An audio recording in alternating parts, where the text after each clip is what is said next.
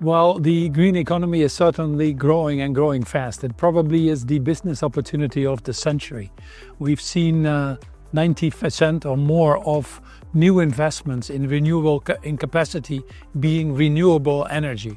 We see the economy, a green economy, moving from already $5 trillion today to $7 trillion by 2030. It's the fastest growing segment, and people that are well positioned against them are getting rewarded for that. Companies that have more than 50% of their business in green products have a 10 to 15% higher valuation. The stock market, if you would have invested over the last 10 years in sustainable companies, you would have outperformed the stock market, except for the tech companies. And it's moving, and what gives me hope is because of a few factors. The first one is technology is going very fast. We're seeing breakthroughs in solar, in wind, in battery capacity, in electric vehicles, all becoming very accessible, and cost curves coming down much faster than people had expected. The second reason it gives me hope is that the economics are now in favor. We have tremendous costs that we are incurring if we don't move, and tremendous benefits now from moving. Green energy, for example, is now cheaper in 90% of countries in the world, and that's why you see many converting. And then the third reason it gives me hope is the citizens of this world themselves. They're asking for this. There's no question that consumers prefer sustainable products if we can provide them at good value. Well, resilience and adaptation is now absolutely important. We've passed the 1.5 degrees Celsius warming, and we're on track for a 2.5 degree world. And you already can see the effects all around us. Just for the last few decades alone, we've had $3 trillion in extra costs because of natural disasters. Every company depends, for example, on nature. The water we use, the air we breathe, the products that we sell have a link directly or indirectly to nature. So we need to take care of it. Companies right now and governments hardly spend any money on adaptation. But companies that understand this, that see this as an enormous opportunity, are leaders in the field and again get rewarded for that. We estimate that by 2030, $2 to $3 trillion will be spent by the private sector on adaptation and resilience.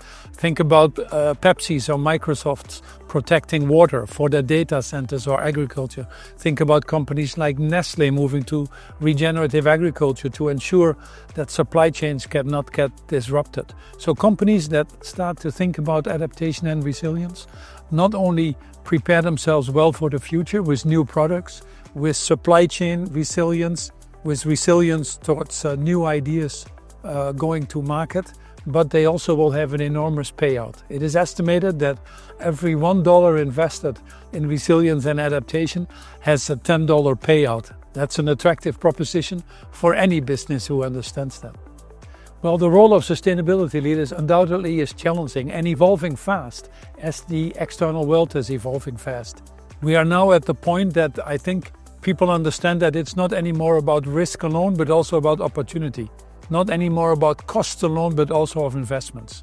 And the companies that are increasingly succeeding in this environment are the companies that put sustainability at the core of their business, not as a side hobby or what you call ESG, environmental, social and governance. So sustainability leaders that are going to succeed also will have to adapt their own skills. First and foremost, financial acumen. They have to be able to speak to the financial community and be able to work with their CFOs. It has to make business sense. Secondly, they have to be diplomatically astute. They have to work within an organization across different departments, sometimes with conflicting views. Thirdly, they have to be very good at building coalitions outside. There is no question that the issues that we have are of such magnitude that no company can solve them by themselves anymore. And last but not least, they have to stay optimistic. You are the voice of reason, the voice of wisdom. You understand the complexities of the science that is out there, and you should be the great translator to bring that internally into a company that captures the hearts and minds of all the people. So the future of sustainability leaders, without any doubt, is a bright future. Well, as the world is changing rapidly, undoubtedly the role of the sustainable leader is also going to change, but it's going to be a more exciting one. What we already see is that the sustainability leaders that succeed in the future are first and foremost financially astute. They know how to communicate to investors and the financial community. They're also socially adept. You need to align the total company internally across the different departments. The sustainability leader of the future knows how to work across all of the functions. Then finally, the sustainability leaders of the future have two other characteristics. They need to be able to work in partnerships. The challenges that we have are simply too big for any of them to do it alone. So working together is the name of the game.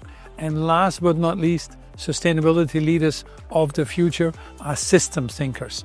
They see that attacking the issues of planetary boundaries, of climate change, of inequality require a whole of system approach and cannot be done compartmentalized. So very key development of the sustainability directors, a very important function, increasingly so as it is being put at the heart of a corporate strategy.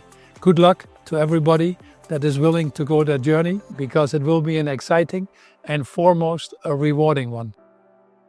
Thank you.